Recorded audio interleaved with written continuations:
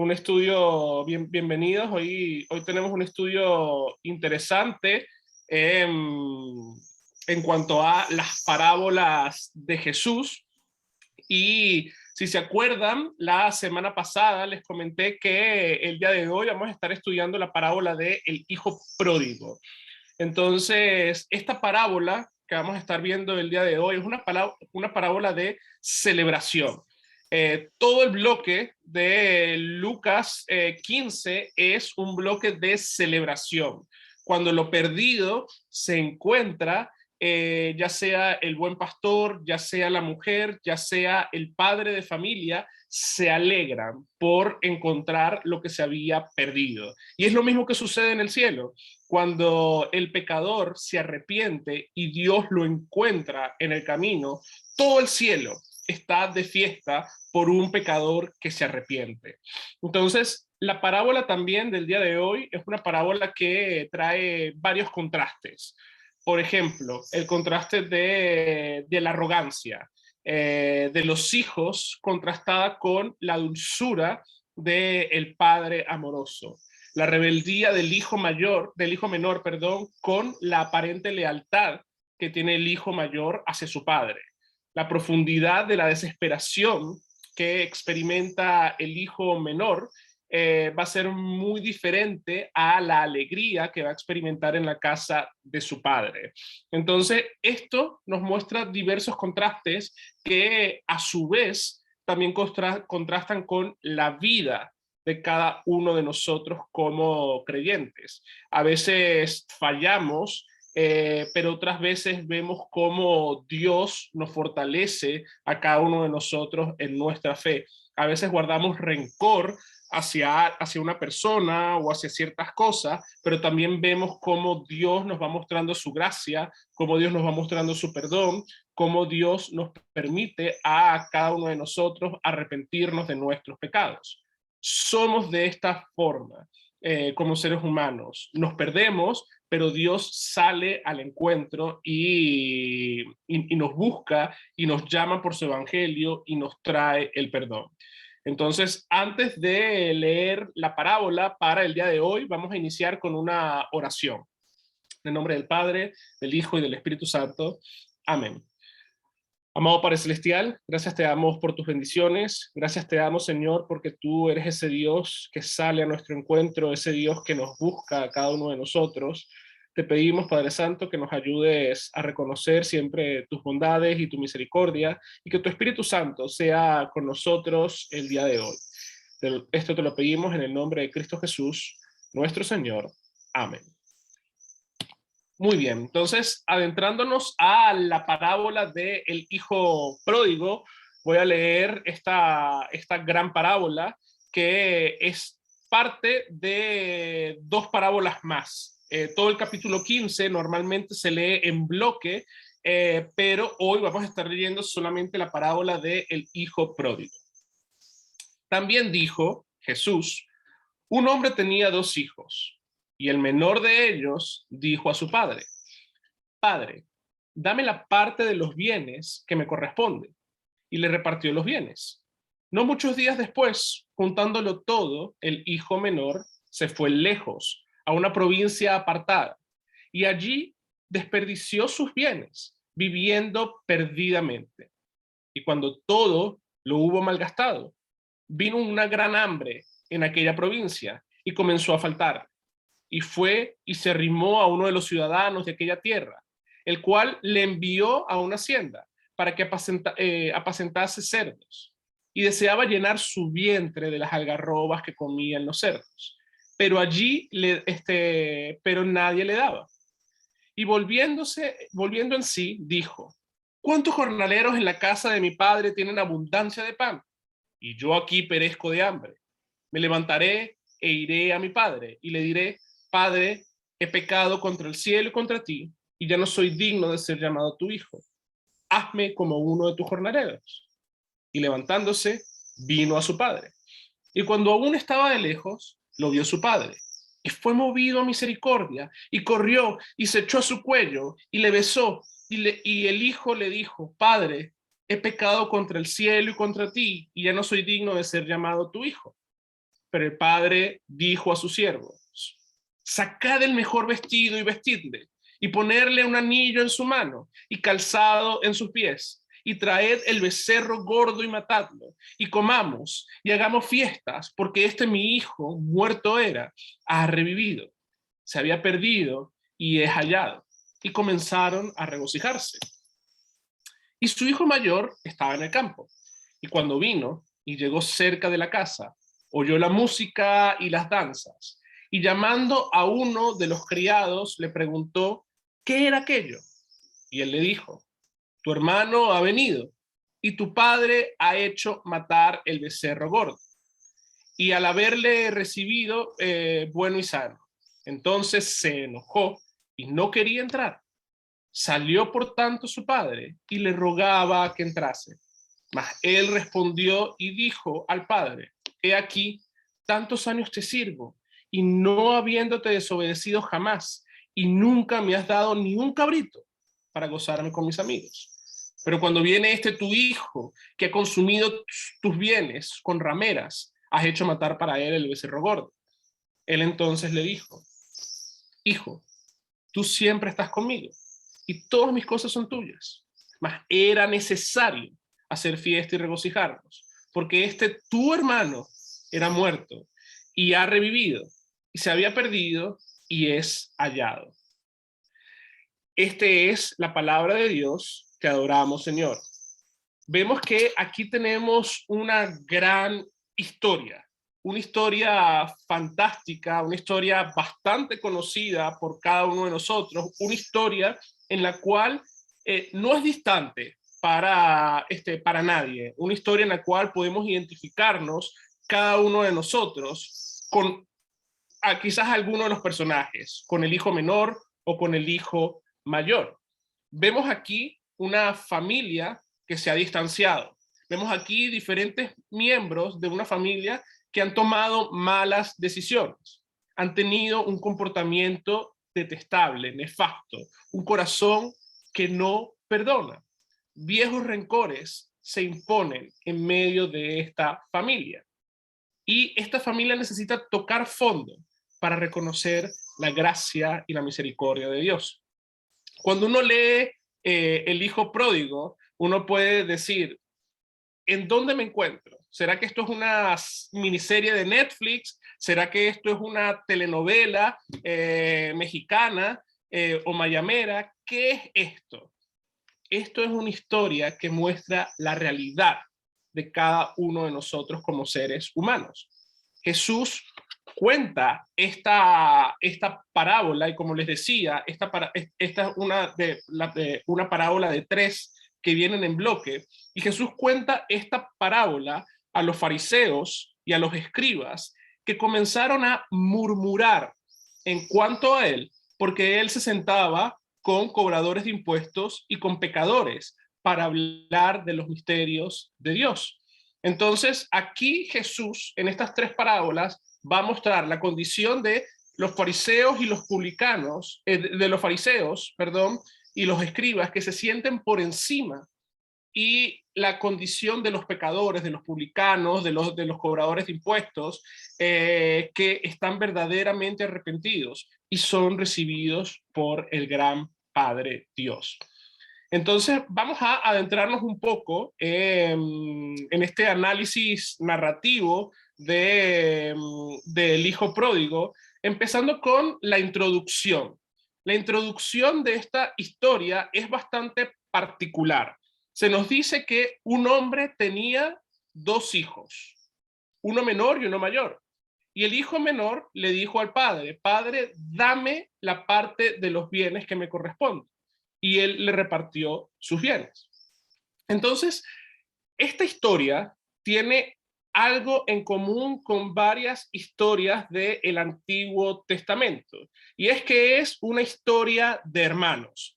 Y aquí les hago una pregunta y me gustaría, vamos a decir así, retar sus conocimientos bíblicos del Antiguo Testamento. ¿Qué hermanos del Antiguo Testamento pueden recordarse en este momento? Los hijos de Eva. Los hijos de Eva, exactamente, Caín y Abel. Caín y Abel. ¿Qué otros hermanos?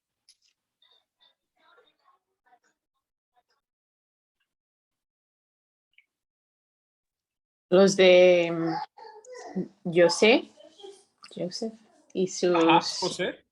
hermanos. Sí, exactamente, José y sus hermanos. ¿Qué otros hermanos en las escrituras podemos encontrar? Hay muchas historias de hermanos en la Biblia. José y sus hermanos, Caín y Abel. A ver, les doy una pista. Jacob Jacob y Esaú, exactamente. Isaac e Ismael. Fíjense, aquí tenemos, por ejemplo, varios me las han dicho: Caín y Abel, Ismael e Isaac, Esaú y Jacob, Judá y José. Y aquí, cuando Judá y José, podemos también hablar de José y sus hermanos mayores, Manasés y Efraín, que eran los hijos de José, Aarón y Moisés, David y sus hermanos mayores, Salomón y sus hermanos mayores. ¿Y qué tienen en común estos hermanos con respecto a la historia que estamos viendo el día de hoy? Que podemos ver un gran revés en estas familias. Por ejemplo, los menores convirtiéndose en los mayores, o los menores recibiendo una bendición especial, y no porque el mayor sea menos importante, porque cuando hablamos acerca de, por ejemplo, hermano mayor, Cristo es nuestro hermano mayor, aunque Cristo no actúa como el hermano mayor en la historia del hijo pródigo, pero Cristo es nuestro hermano mayor y la iglesia es el hermano menor que recibe las bendiciones de Dios. Entonces, por ejemplo, aunque Ismael era el hijo mayor de Abraham, era el hijo de la esclava, lo había tenido con Agar. Isaac es el hijo de la promesa que Abraham tuvo con su esposa Sara. Jacob, siendo el menor, es aquel el cual Dios usa y se convierte en el mayor, el cual va a tener la bendición de Dios. Por ejemplo, la historia de Manasés y Efraín, cuando Jacob, Israel, está bendiciendo a todos sus hijos, él sienta primero a Efraín, el menor, y le da la bendición, y luego a Manasés. Vemos que David fue electo entre todos sus hermanos para ser el sucesor de la realeza. Vemos que Salomón, que no era el primogénito de David, es elegido para ser el sucesor de David. Entonces aquí vemos este gran revés entre hermanos, y aquí también lo vamos a poder ver en la historia del hijo pródigo. Como el hermano menor y el padre va a decir: era necesario y es necesario hacer esto porque tu hermano que estaba muerto ha revivido, tu hermano que estaba perdido ahora lo hemos encontrado. Pero también esta historia tiene, o esta introducción tiene cosas en común, y les quiero preguntar que piensen un poquito en cuanto a esto. De acuerdo a nuestra introducción, de acuerdo a nuestra historia, ¿cuál era el pedido en realidad que hace el hijo menor y por qué este pedido no estaba bien? El hijo menor pide los bienes que le corresponden. ¿Por qué este pedido no estaba bien? Porque siempre las herencias, vamos a decirlo así, se piden cuando la persona fallece. Exactamente. Entonces, literalmente, ¿qué era lo que estaba pidiendo aquí el hijo a su padre? ¿Qué era lo que estaba pensando? Su herencia. Y le estaba prácticamente le estaba diciendo el padre al hijo: ojalá estés muerto para recibir lo que me corresponde a mí. Entonces, el hijo ya le estaba pidiendo o deseando la muerte a su padre. En Israel, la ley israelita, no, vamos a decir así, no prohibía la repartición de los bienes con el padre en vida, pero no podían hacer uso de estos bienes antes de la muerte del jefe de familia. Entonces, como correspondía a la ley, el hijo mayor tenía el doble de los bienes y el hijo menor iba a tener una tercera parte de todo esto. Y por ejemplo, en un estudio sobre las parábolas de Jesús, Stephen Miller va a decir, un padre podía dividir su propiedad durante su vida, pero que un hijo exija su parte de la herencia estaba fuera de lugar. No tenía derecho a la herencia de su padre, sobre todo cuando éste aún vivía, como estabas diciendo, Luisa. De cierto modo, el hijo le dijo a su padre que deseaba la muerte. Entonces, aquí vemos que quizás el pedido es muy sutil, pero el hijo le estaba diciendo a su padre, muérete, muérete y dame todo lo que es mío. Y el padre lo que hizo fue repartirlo. Pero ¿qué es lo que hace el hijo?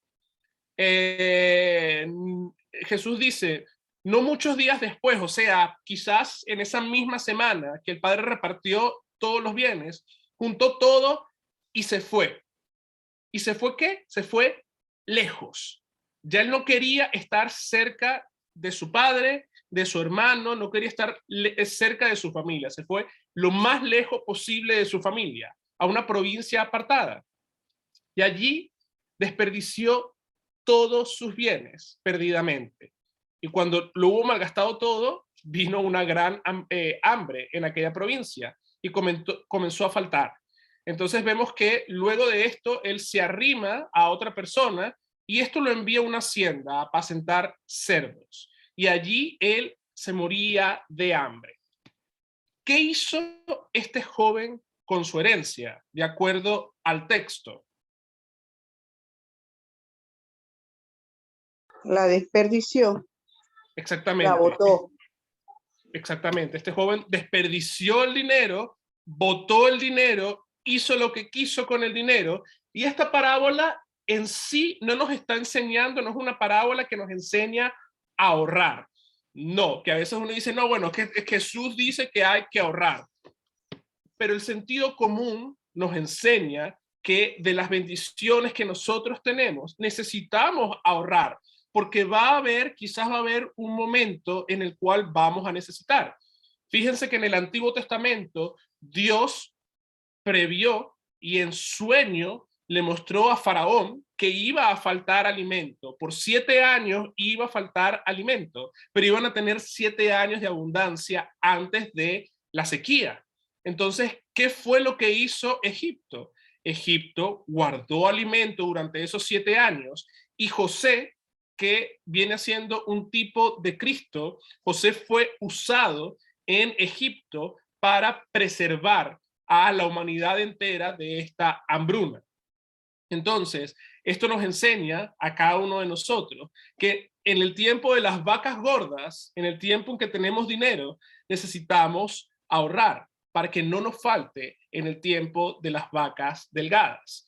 Y aquí, por ejemplo, podemos hacer un paralelo con el versículo 30. No sabemos en qué se gastó, pero se nos dice que desperdició sus bienes.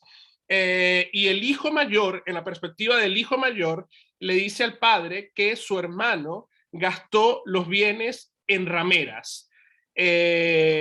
O sea, gastó sus bienes, gastó todo su dinero en prostitutas. Vemos que este joven, en su arrogancia de exigir su herencia, usó ese dinero, usó todos los bienes que él tenía de forma pecadora en vicios y en cualquier tipo de deseos. Este joven se labró su propio infierno aquí en la tierra. Y esto a veces pasa, mis queridos hermanos, ya sea con mucho o ya sea con poco, cuando nosotros creemos también que tenemos la solución a los problemas, cuando nosotros empezamos a crear ídolos de cualquier tipo de cosa, no solamente del dinero. Aquí el ídolo de este joven era sus bienes, era su dinero. Y este joven empezó a despilfarrar todo el dinero que él tenía. Se fue lejos de su padre, él abandonó a su padre, abandonó la gracia que tenía en la casa de su padre y quiso vivir la vida loca. Y esto también es un llamado de atención a cada uno de nosotros, que a veces también pensamos que estando lejos de la presencia de Dios nos va bien. A veces queremos probar estar lejos de la presencia de Dios para ver qué se siente esto. Y estar lejos de la presencia de Dios es lo peor que nos puede pasar a cada uno de nosotros. Que fue lo que dijo Caín cuando vio todo, vamos a decir así, la consecuencia de su pecado y el castigo por su pecado. Grande es mi pecado para que yo pueda soportarlo. Jesús mismo, cuando cargó el pecado de toda la humanidad, como lo dije en el culto de las 7 palabras, y es así, el momento más doloroso de toda la pasión de Cristo es cuando él exclama, Elí, Elí, lama sabactani. Dios mío, ¿por qué me has abandonado? La espalda de Dios, cuando Dios da la espalda al pecador, causa dolor a cada uno de nosotros. Estar lejos de la presencia de Dios causa dolor al cristiano, causa dolor al ser humano. Y este joven no lo experimentó hasta que sus ídolos se empezaron a romper, cuando sus ídolos le empezaron a mostrar que nada de lo que ellos les puede ofrecer se compara con lo que Dios nos ofrece a cada uno de nosotros. Y fíjense que cuando él estaba de buenas, toda la gente estaba con él. Pero cuando empezó a necesitar, ¿qué fue lo que pasó? Tuvo que arrimarse a una persona, y esta persona a la cual él se arrima, vamos a decir así, podemos ver en el texto que era un gentil y no comprendía lo que estaba mandando hacer a este muchacho. Lo envió a una hacienda para que apacentara cerdos. Esto es lo más bajo que pudo caer el hijo joven. Y ahora les pregunto, ¿por qué ustedes creen que lo más bajo a lo que pudo caer el hijo joven fue esto, apacentar cerdos, de acuerdo al contexto israelita, de acuerdo al contexto judío? ¿Por qué creen ustedes que esto fue lo más bajo que pudo caer él?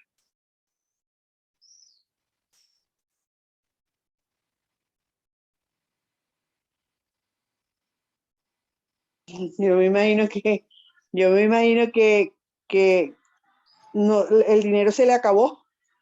Sí, sí. Se le acabó el dinero para no continuar en esa fechoría, pues. Exactamente. Se le acabó el dinero, toca fondo, pero en realidad esto es lo más bajo que podía caer. Y Luisa, ¿puedes leer estos 2 textos que aparecen en pantalla de Levíticos? No sé, no los veo bien porque están en un... No los veo, pastor. Ok, ¿alguno que pueda diferenciarlos? Si no, los puedo leer yo. No los veo, pastor, no veo la letra. Ok. Erika. De entre los animales, todo el que tiene pezuña hendida y que rumía, comeréis. Pero de los que rumían o que tenían pezuña, no comeréis estos. Levíticos 11, 3-4. También el cerdo, porque tiene pezuñas y es de pezuñas hendidas, pero no rumía, lo tendréis por inmundo. De la carne de ellos no comeréis, ni tocaréis su cuerpo muerto, os tendréis por inmundos. Levíticos 11, 7-8. Bien, muchas gracias, Erika. Entonces vemos que aquí la ley que Dios da a los judíos al pueblo de Israel, es que el cerdo para ellos es un animal inmundo, es un animal impuro. Entonces, un israelita no podía apacentar cerdos. Inclusive, se nos dice el texto que deseaba alimentarse con las algarrobas que le daban a los cerdos. Él quería comer, tenía tanta hambre que quería comer la comida del animal impuro. Y la razón principal por la cual el cerdo y varios animales eran impuros no era por algo sanitario, porque de verdad, gracias a Dios que hoy por hoy esta ley no aplica a nosotros como cristianos, porque yo no me puedo imaginar unas navidades sin pernil. Yo no puedo imaginarme sin comer la carne de cerdo, que es muy sabrosa, de verdad, pero la razón por la cual los judíos no podían comer este tipo de animales era por algo didáctico, más que sanitario. Era para que ellos pudieran aprender a separar lo santo de lo profano, lo impuro de lo puro, lo pagano de lo escogido. Entonces no es que el cerdo sea malo en sí, no. El cerdo es sabroso. Creo que todos los que estamos acá hemos comido en alguna vez cerdo. Y, por ejemplo, nosotros en Venezuela al cerdo le decimos cochino, y el cochino frito con una cachapa es algo fantástico. Es un manjar, y Luisa quizás pueda darme la razón en cuanto a eso. Pero fíjense que Dios apartó a una nación.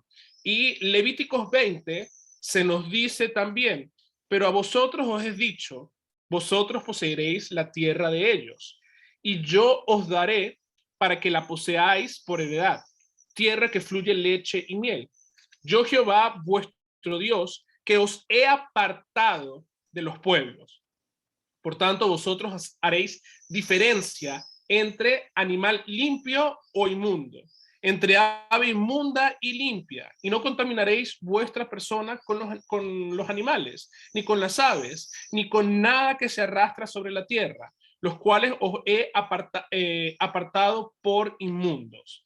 Entonces, nuevamente, esto es algo didáctico para que el pueblo no se mezclara con los demás pueblos paganos. Recordemos que la tierra prometida era Canaán, y toda Canaán estaba llena vamos a decir así, de paganos. Y parte de la reforma que hace Esdras y Nehemías luego de la cautividad babilónica es decirle a los israelitas, tienen que separarse de las mujeres paganas, tienen que separarse de estas mujeres inmundas, porque no profesan la misma religión que ustedes, no profesan la misma fe que ustedes profesan, y los van a hacer volver a caer en pecado. Entonces, todo esto era parte de didáctico, y vemos que este muchacho, este joven, y Jesús está haciendo, vamos a decir así, estas comparaciones adrede, a propósito, mostrándole a los fariseos lo bajo que, vamos a decir así, los pecadores podemos caer, pero él va a hacer esto en contraposición ahora a la gracia de Dios. Nosotros a veces necesitamos, los pecadores necesitan a veces caer, tocar fondo, así como David tocó fondo cuando su pecado de matar a Urías Eteo, que vamos a decir así, él no podía comprender esto, pero él toca fondo cuando el profeta Natán le muestra la ley de Dios. Tú eres ese hombre que sacrificó a esa pobre oveja de ese hombre que la tenía como una hija, y ahí empezó, vamos a decir así, la ley a actuar en el corazón de David para mostrar el arrepentimiento. Y esta situación que está pasando el hijo pródigo es la ley de Dios que está tocando su corazón para cambiarlo. Entonces, aquí empieza el plan. Aquí empieza la capacidad del hijo pródigo para modificar su situación. ¿Y qué es lo que él dice? Bueno, volviendo en sí, se dijo, ¿cuántos jornaleros en la casa de mi padre no tienen abundante pan? Y yo aquí perezco, yo aquí estoy pasando hambre. Me levantaré e iré donde está mi padre y le diré, Padre, he pecado contra el cielo, refiriéndose, he pecado contra Dios y contra ti, y ya no soy digno de ser llamado tu hijo. Hazme como uno de tus siervos. Entonces, aquí hay varias cositas también para conversar, porque muchas personas dicen, aquí hay arrepentimiento. ¿Qué palabra de las que están aquí y les doy una pista. Están en rojo. ¿Qué palabra de las que están en este texto demuestra arrepentimiento del hijo pródigo?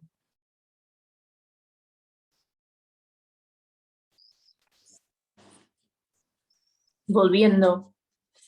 Exactamente. Y volviendo en sí. La versión contemporánea dice, y recapacitó el hijo pródigo de lo que estaba viviendo y se dijo, ¿cuántos jornaleros no hay en la casa de mi padre?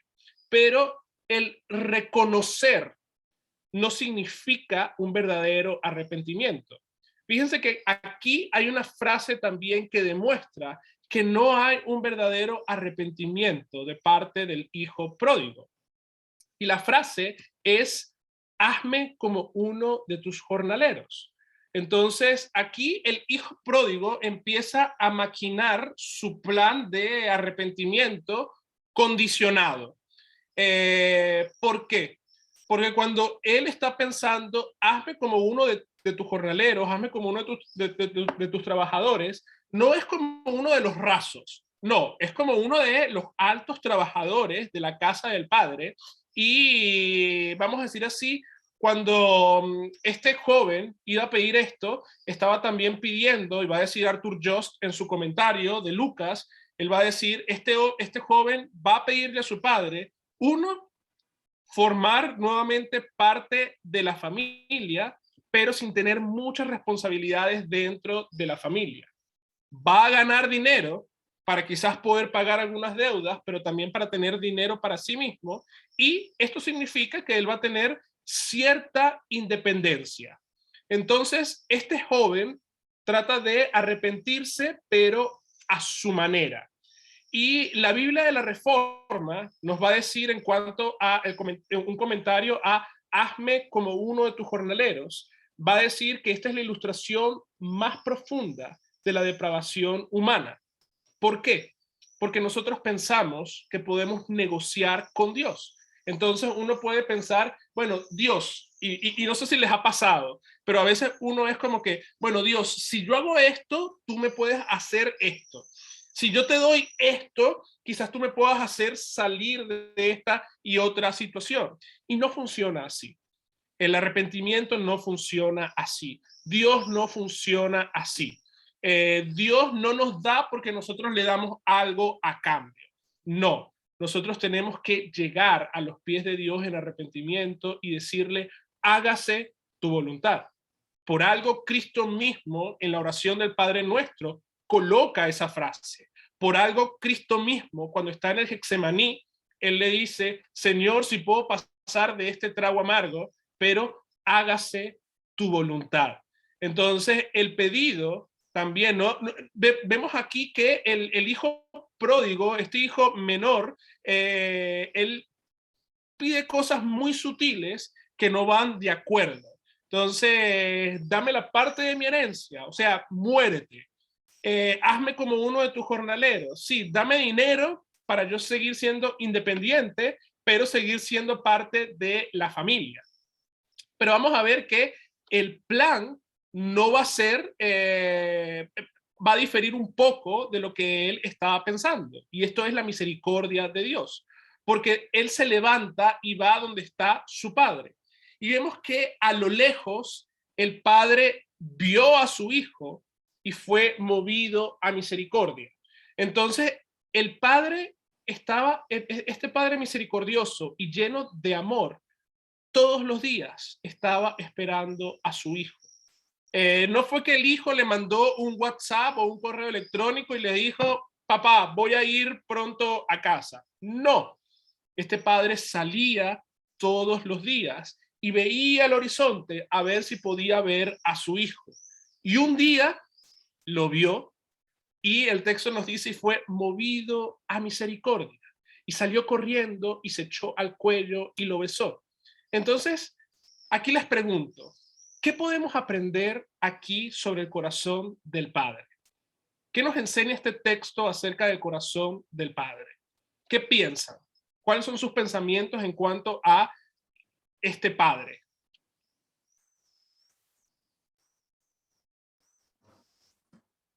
Es todo amor, de misericordia y perdón. Exactamente.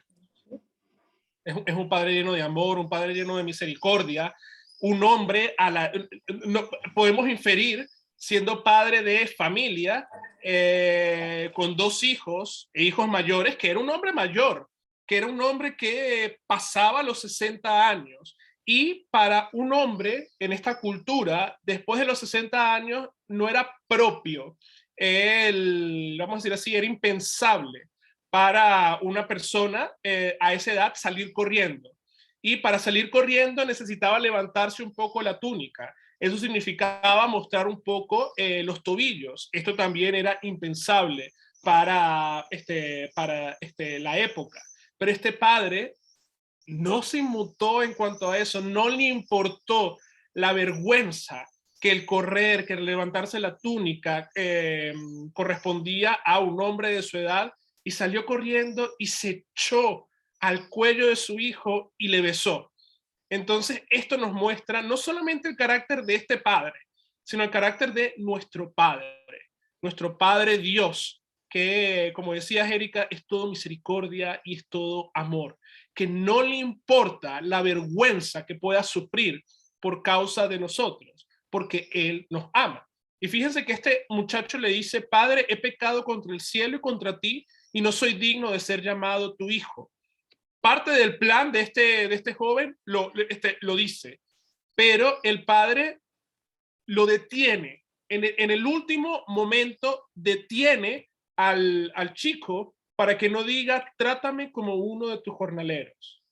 El padre simplemente, cuando escucha esta confesión, este arrepentimiento, le dice a sus siervos: sacad lo mejor, sacad el mejor vestido, muestra el favor que este hijo encontró a la luz de su padre. Ahora él está preparado para el gran banquete, y esto es lo que nosotros recibimos también en nuestro bautismo: nuevas vestiduras. El padre le dice: tráiganme un anillo para ponerlo en su mano. Esto simboliza estatus y autoridad. O sea, este joven no va a ser un jornalero, va a ser un hijo. Y esto es también lo que Jesús nos enseña en Juan 8, cuando nos dice: el siervo no hereda, el esclavo no hereda, pero los hijos son aquellos que heredan. Nosotros somos hijos de Dios por causa de nuestro bautismo, y nosotros tenemos este anillo, esta autoridad, este estatus en el reino de los cielos, al igual que este joven que se había perdido y ahora es encontrado. Pero no solamente eso, sino que también el padre le dice: traigan calzado. O sea, ya este joven está vestido de arriba hacia abajo, o sea, está de punta en blanco, y ya puede ser nuevamente llamado un hijo. Y este hombre dice: este mi hijo, o sea, necesitamos hacer fiesta, porque este mi hijo que era muerto ahora ha revivido, se había perdido y ahora es hallado. Entonces, qué alegría la de este padre poder gozarse ahora de nuevo que su hijo, que había estado lejos, que se había perdido, ahora está en casa. Este padre olvidó el deseo del hijo de muérete y lo recibe con gran gozo y con alegría. Y esto, mis queridos hermanos, lo podemos comparar con el Antiguo Testamento, y podemos ver la comparación es entre Esaú y Jacob. Aunque vemos que Jacob regresa a la casa de su padre, que ya su padre Isaac estaba muerto, regresa con grandes riquezas, el hijo pródigo no regresa con nada. Pero fíjense que Génesis 33 se nos dice que cuando Esaú vio de lejos a Jacob, Jacob tenía miedo porque Esaú venía con un gran ejército. Pero ¿qué es lo que hace Esaú? Esaú corre al encuentro de su hermano y lo abraza y se echa sobre su cuello y lo besa, y los dos lloran en arrepentimiento por todas las cosas que habían pasado. Lo mismo sucede con el padre amoroso. Ve a su hijo, corre, se echa sobre su cuello y lo besa. Aquí Esaú está fungiendo como el padre amoroso con su hermano Jacob. Y aquí hay arrepentimiento y aquí hay perdón de Dios. Y esto es la gran misericordia que Dios nos muestra en este evangelio. La misericordia de Dios que no tiene límites. Y es por eso que David, en el Antiguo Testamento, él puede decir, prefiero caer en manos de Dios que en manos de los hombres, porque sé que en Dios, por lo menos yo puedo hallar misericordia. El hombre pecador, el hombre en sí, no muestra misericordia. Hay veces que el hombre ve a otro hombre caído y sigue haciendo, como dice el dicho, sigue haciendo leña del árbol caído. Pero Dios, cuando ve al hombre caído en pecado, así como está el hijo pródigo en esa imagen de Rembrandt, el hijo está caído, el hijo está, ya no puede caer más en lo que está, el padre lo levanta, lo baña, lo viste y le da nuevamente heredad en su casa. Eso es lo que hace Dios con cada uno de nosotros. Eso es lo que Dios quiere hacer, no solamente con los pecadores y con los publicanos, sino también con los fariseos y con los escribas. Y vemos que si terminamos la historia aquí, uno puede decir, ay, bueno, qué bonito termina esta historia. Padre encontrándose con su hijo, hijo siendo recibido nuevamente en casa y todo muy bonito. Pero la historia no termina aquí. Ahora la historia nos muestra otro personaje. Ya el hijo menor deja de ser el protagonista de la historia y ahora es el hijo mayor. Y el hijo mayor, ¿cuál es la actitud que tiene el hijo mayor con respecto a su hermano? El hijo mayor se enoja en gran manera. Y nuevamente vemos a un padre amoroso y un padre misericordioso, que no le importa la vergüenza de rogar, mira, le rogaba a su hijo mayor que entrase y celebrara con todas las personas, pero el hijo mayor no quería. El hijo mayor, ¿qué es lo que dice? Yo te he servido tantos años, yo no te he desobedecido jamás y nunca me has dado nada para gozarme. Pero tu hijo, no es su hermano, tu hijo ha consumido sus bienes en prostitutas y tú haces matar al becerro más gordo.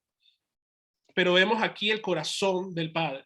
Hijo, tú siempre has estado conmigo y todo lo que es mío, todas mis cosas son tuyas. Pero era necesario hacer esta fiesta y regocijarnos. Y ahora el padre no está diciendo porque este es mi hijo. No, porque tu hermano, que también es mi hijo, estaba muerto y ahora está vivo. Se había perdido y ahora es hallado. Entonces, aquí vemos que la historia no tiene un fin. No sabemos qué es lo que pasa. No sabemos si el hijo mayor entra o no a la fiesta y celebra y se da arrepentimiento entre el hermano mayor y el hermano menor. Pero, por ejemplo, un profesor de teología, un comentarista, Chad Beer, va a decir que él va a llamar al hijo mayor Jonás. ¿Por qué Jonás? Porque por todo lo que representaba Jonás. Vemos que, y si leemos la historia de Jonás tampoco termina. Hay un final abierto. ¿Por qué? Porque Jonás fue enviado a los asirios a predicar y Jonás odiaba a los asirios. ¿Y qué es lo que hace Jonás? Huye, se va al otro extremo del mundo, pero Dios lo envía nuevamente. Y Jonás se enoja porque Dios no castiga al pueblo asirio. Y es más, Jonás, ¿qué es lo que va a decir? Prefiero que me hubieses matado antes de ver cómo perdonas a los ninivitas. Entonces vemos ese carácter de Jonás que es similar a la del hijo mayor, y vemos que, por ejemplo, Dios habla aquí en Jonás acerca de la misericordia que dice, y le dice a Jonás, y no tendré yo piedad de Nínive, aquella gran ciudad en donde hay 120,000 personas que no saben discernir entre su mano derecha y su mano izquierda y muchos animales. Aquí termina la historia. ¿Y qué es lo que le dice el padre al hijo? hijo, tú siempre estás conmigo y todas las cosas que yo tengo son tuyas. Mas es necesario hacer fiesta y regocijarnos, porque tu hermano, que estaba muerto, ha revivido, que se había perdido y ahora es hallado. No hay un fin a esta historia. Y esto nos demuestra, mis queridos hermanos, tanto la historia de Jonás como esta historia, como esta parábola, nos muestra el gran amor de Dios para toda su creación. Jesús murió por todos los seres humanos, por toda la humanidad, pero solamente aquellos que se aferran a la cruz de Cristo, aquellos que confían, pueden recibir los beneficios de la cruz. Entonces, Dios prepara un festín y un banquete para todos los pecadores. La iglesia es un lugar para pecadores. La iglesia es un lugar para recibir a todas aquellas personas que están perdidas. Entonces, yo estoy en contra de muchas personas que dicen, no, pero es que yo en mi iglesia no permito que vayan homosexuales o cosas así. Es el lugar donde esos pecadores necesitan ir para escuchar la palabra de Dios y para arrepentirse. ¿Cómo se van a arrepentir si no escuchan la palabra de Dios? ¿Cómo van a arrepentirse si no hay quien les predique a estas personas que lo que están haciendo está mal, pero que tienen un Padre amoroso y misericordioso que está ahí, presto y dispuesto para recibirlos? Entonces necesitamos invitar a los pecadores a la iglesia. Somos pecadores, estamos asistiendo a la iglesia, pero necesitamos también en nuestras vocaciones invitar a las demás personas a participar de este banquete, de este festín que Dios nos ha preparado a cada uno de nosotros. Entonces, fíjate ahora mi realidad. Mi realidad es que soy el hermano menor. Somos como el hermano menor porque hemos huido de nuestro Padre Celestial. Él nos ha dado muchas bendiciones, pero nosotros preferimos una vida de pecado. Pero Dios ha roto nuestras barreras. Dios nos ha hecho volver ahora a nuestros sentidos. Y cuando confesamos nuestros pecados, Él nos perdona gratuitamente a través de lo que ha hecho Cristo Jesús. Pero también somos el hermano mayor. No nos dejemos engañar. A veces actuamos como el hermano mayor. Si miramos a otros cristianos con sospechas, a veces uno dice, bueno, yo tengo más fe que otro hermano, o yo soy mejor que otro porque tengo más tiempo en la iglesia. A veces los cristianos esperan que otros lleven vidas perfectas o parecen celosos de las personas que han vivido vidas en pecado y luego se convierten en cristianas más tarde. Cuando hacemos esto, olvidamos que todos hemos sido acogidos en la gracia de Dios. Ninguno de nosotros merece las bendiciones de Dios y no podemos enfadarnos por el perdón que Dios muestra a otras personas. Fíjense que el hermano mayor no reconoce todo lo que él tiene. ¿Qué es lo que él le dice al padre? Tú nunca me has dado absolutamente nada, pero el padre le dice, tú siempre has estado conmigo y todo lo que yo tengo es tuyo. ¿Qué es lo que dice el padre aquí a este hijo? La mayor y la más grande recompensa que tú tienes es estar a mi lado, es estar conmigo. Y esos son los beneficios que nosotros también tenemos. A veces nosotros decimos, Dios, es que tú no me has dado una mansión. Es que Dios, tú no me has dado el Ferrari que tanto quiero. Dios, es que tú no me has dado el jet privado que yo quiero para viajar por todo el mundo. Pero no nos damos cuenta que la más grande bendición que nosotros tenemos es estar en la presencia de nuestro Dios. Es alabar y glorificar a nuestro Dios como Él quiere que nosotros lo hagamos. La mayor riqueza que nosotros tenemos es estar en la casa de nuestro Padre, es celebrar esa fiesta. Y todos los días, todos los domingos, nosotros somos como el hijo menor y Dios celebra esta gran fiesta. Dios nos entrega, aunque ya nos sacrificamos, porque el sacrificio fue una sola vez y para siempre, pero Dios nos entrega el más grande de los festines, el becerro más gordo, que es su Hijo, el cuerpo y la sangre de nuestro Señor Jesucristo, para que podamos celebrar junto con todos los creyentes de la misericordia y de la gracia que Dios nos ha dado a cada uno de nosotros. Entonces, mis queridos hermanos, esta parábola es una parábola que nos enseña sobre el amor de Dios. Esta es una parábola que nos enseña sobre el corazón del Padre. El gran protagonista en esta historia no es el hijo menor, no es el hijo mayor, es el Padre que tiene misericordia, es el Padre que no siente vergüenza de llamarse Padre nuestro, Padre de pecadores, y sale a nuestro encuentro. Es ese Padre que todos los días está ahí a la puerta de la casa, esperándonos a cada uno de nosotros, esperando que nosotros lleguemos en arrepentimiento y le digamos: Padre, perdóname, porque he pecado contra el cielo y contra ti, y no merezco ser llamado más hijo tuyo. Eso es lo que espera Dios, nuestro Padre, todos los días de cada uno de nosotros. Y eso es lo que, cuando meditamos en la palabra de Dios, cuando le pedimos al Espíritu Santo que nos acompañe, es lo que hace con cada uno de nosotros. Entonces, mis queridos hermanos, vamos a decir así, el llamado el día de hoy es a reconocer nuestra condición y a reconocer que necesitamos de ese Padre amoroso. Y una última cosa, a veces uno se pregunta, ¿dónde está Cristo en este evangelio? ¿Dónde está Cristo en esta parábola? Porque vemos al Padre, vemos al hijo mayor y al hijo menor, que es la condición de ser humano. Pero ¿dónde está Cristo en medio de esta parábola? Cristo no está simplemente contando la parábola, no es simplemente el narrador de la parábola, pero el apóstol San Juan, ¿qué es lo que nos dice en uno de los yo soy de Cristo mismo? Yo soy el camino, la verdad y la vida. Nadie viene al Padre sino por mí. ¿Dónde está Cristo en este evangelio? Cristo es el camino que llevó al hijo pródigo a la casa del Padre. Nadie viene al Padre si no es por Cristo. Entonces, Cristo siempre es nuestro camino. Cuando nos perdamos, busquemos el camino de Cristo mismo. Cuando estemos perdidos y lejos de nuestro Padre, como dice la canción, lejos de mi Padre Dios, ¿qué es lo que sigue diciendo? Por Jesús fue hallado. Por su gracia y por su amor solo fui salvado. En Jesús, mi Señor, es mi gloria eterna. Él me amó y me salvó por su gracia eterna. Confíen siempre en Jesús, que Él es el camino, la verdad y la vida.